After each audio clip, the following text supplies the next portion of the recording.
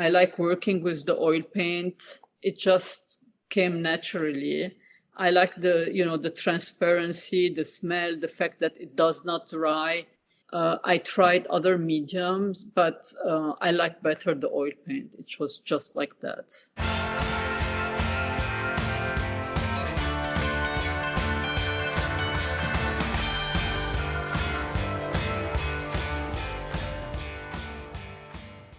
Hello, everybody. We're here on Beyond the Palette, and I'm your host, Whitney Rosenson, owner of Art Dimensions, your one-stop shop for fine contemporary art leasing and sales.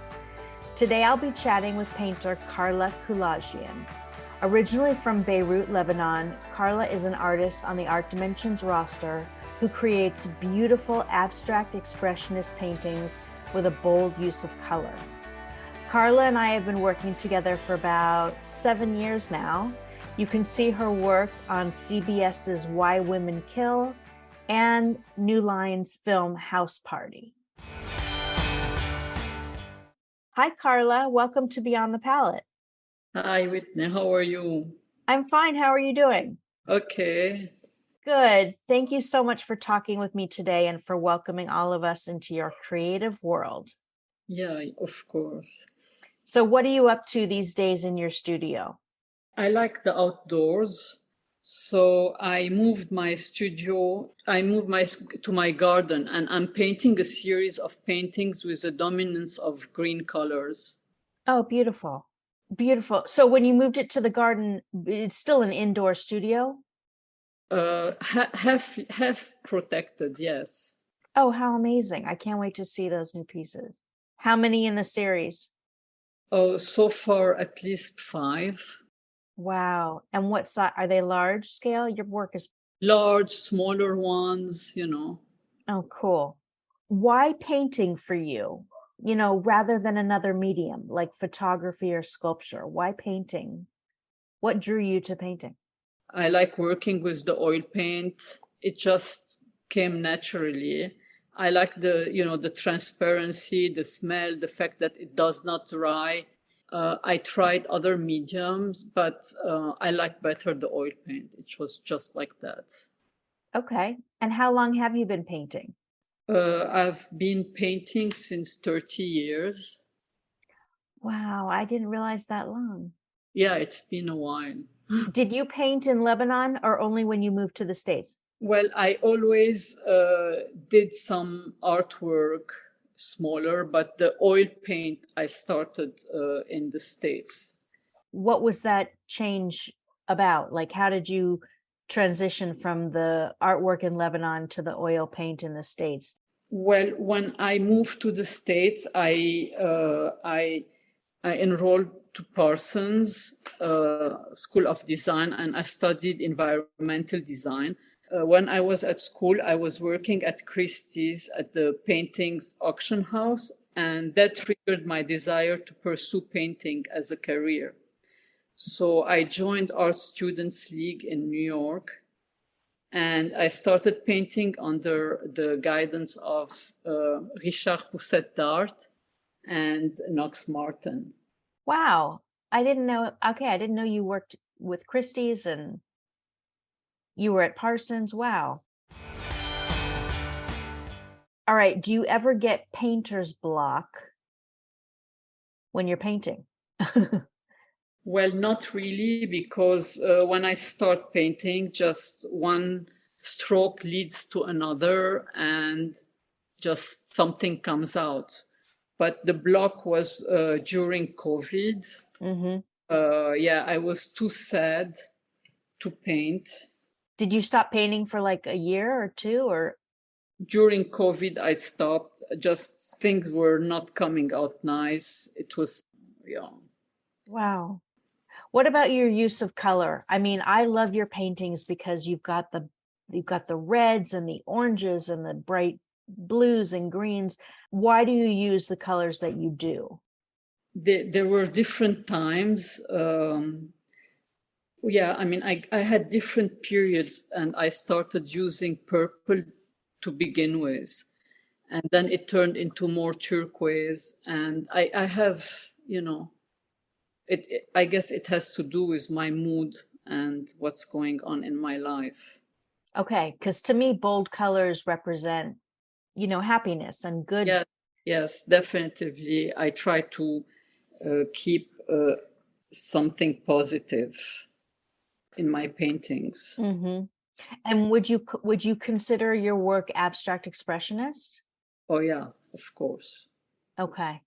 Tell us what inspires you to paint.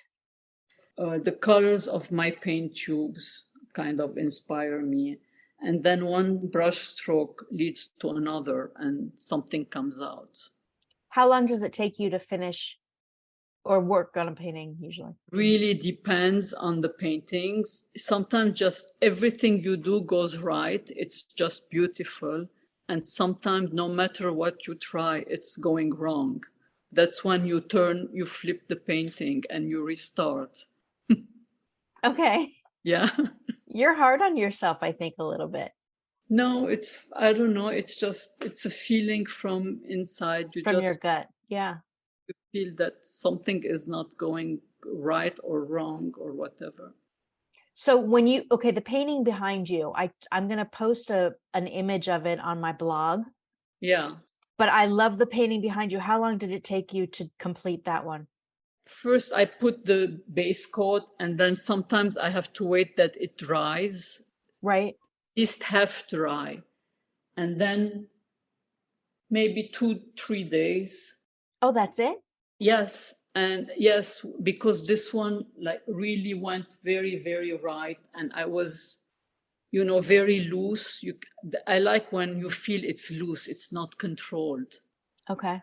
Just went loose, and everything went right. That's great. Yeah.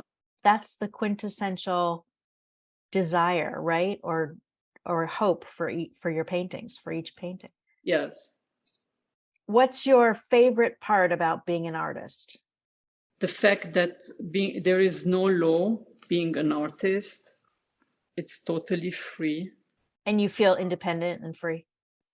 Yeah, there absolutely no law to be applied, Right. free to do anything you want. That's true. I mean, I guess that's true compared to being like, what, a lawyer or a doctor or. Yeah, What's the hardest part about being an artist? to be understood, trying to get understood and start selling.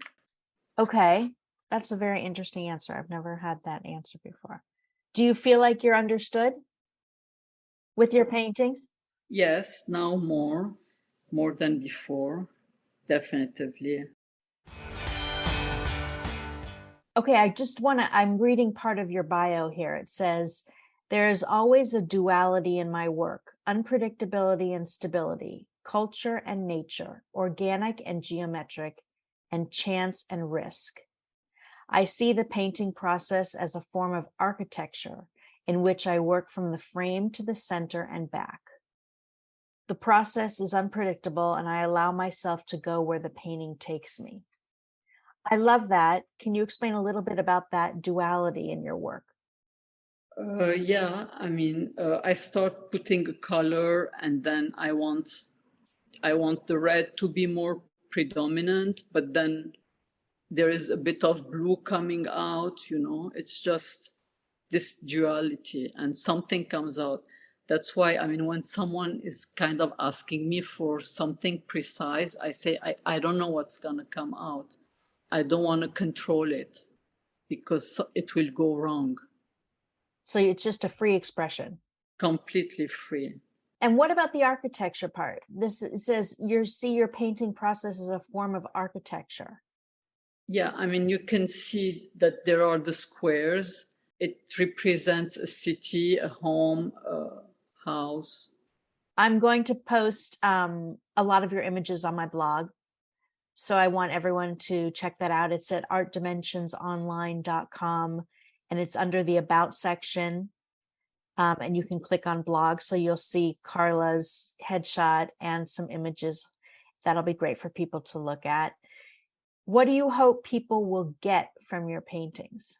While my paintings start with basic forms, then all this randomness comes to it. the art is intentionally vague. It has different meanings to different people. Everyone sees it different. It opens a world of possibilities. It clears the chaos and turns into something meaningful. After you let go your preconceived notions, you can see the world with very different lenses. It is confusing, but it takes you to new forms, new colors, to something new. It's like a kaleidoscope, but not symmetric. That's a good analogy. I do think, now that I think about it, I do see a kaleidoscopic sort of process or structure in your paintings. If you were granted $1 million for an art project, what would you do? I would build a labyrinth of colored plexiglass walls for people to get lost in color, Wow. Yeah. Oh my gosh, that sounds amazing. How large would it be? Large, like a large labyrinth. Like in The Shining, the movie The Shining. Yeah. You just keep wandering and wandering. Oh, that'd be beautiful. And it's all made of plexiglass walls. Yeah. So you can see the transparency and the different colors through it. Would you collaborate with anyone, or would you do that by yourself? Well, if someone is ready to build it for me, I'm already. Do you have any advice for emerging artists who might be listening right now? Yes, I would tell them take a deep breath and dive, because it can be choppy. The whole process of being an artist, or the whole career, can be a choppy one. Yes. Great advice. I think there are emerging artists listening to this podcast. I think there are a lot of artists listening to this podcast, so they will get a lot out of this interview, I believe. How do you express your emotions with paint, or do your emotions affect your painting? Well, yeah, of course. You can see my energy, my state of mind, and my feelings, all my feelings through my paintings very much. And that's represented by the different colors or the shapes, or? And also the brush strokes. I paint from the tube. It can go violent sometimes, almost. Well, I definitely want to see. When can you show me the new paintings from the greens? The greens. There is already one in my website. Okay. It's called Future City. Future City. Okay. Yeah. Thank you, Carla. This was so much fun. Thank you so much. Welcome. All right, now for a bit of admin. Listeners, please check out Carla's art at Carla with a C, Koulajian.com, and that's Koulajian, and also on artdimensionsonline.com. I invite you to join the Beyond the Palette Facebook group, where you can ask me questions, make requests, and see fun videos with the artists I work with. And lastly, listeners, if you have 2 minutes, review Beyond the Palette on Apple Podcasts. Please, your reviews are what really help us to expand our reach. So thank you, Carla, for being our guest on Beyond the Palette today. Thank you. Yes, thank you, listeners, for tuning in. Make sure to follow us also on Instagram at Carla Koulajian and at Art Dimensions. So to everybody listening, and to Carla, I hope you have a fantastic, productive week, and happy creating.